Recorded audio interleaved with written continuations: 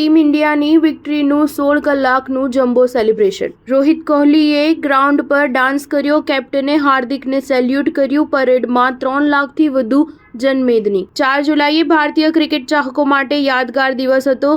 T20 world કપની હોમકમિંગ. 2007માં પ્રથમ T20 world કપનો ખિતાબ જીતનાર ટીમ ઇન્ડિયા બીજી વખત ટ્રોફી સાથે કમબેક કરી હતી.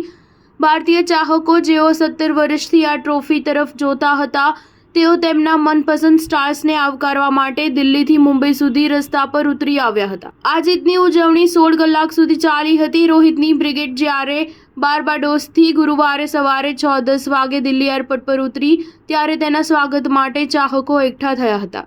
આ પછી ટીમ પીએમ નરેન્દ્ર મોદીને મળી. ત્યારબાદ ટીમ મુંબઈ પહોંચી હતી.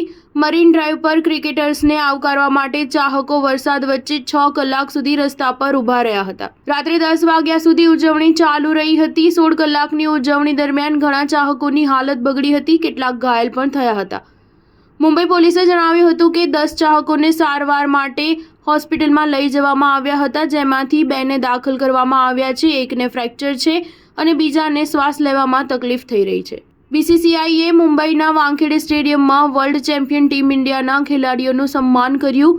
અહીં બોર્ડના પ્રમુખ રોજન બિન્ની અને સેક્રેટરી જય શાહે ટીમને 125 કરોડ રૂપિયાનો ચેક આપ્યો. આ દરમિયાન ભારતીય ખેલાડીઓ વાનખેડેમાં ડ્રમ પર ડાન્સ કરતા જોવા મળ્યા હતા. રોહિતે સન્માન સમારોહમાં કહ્યું, મુંબઈ કોઈને નિરાશ કરતું નથી. તેનું કારણ એ હતું કે ટીમ ઇન્ડિયાના સ્વાગત માટે ચાહકો બપોરે 2 વાગ્યાથી મરીન ડ્રાઈવ પર ભેગા થવા લાગ્યા હતા.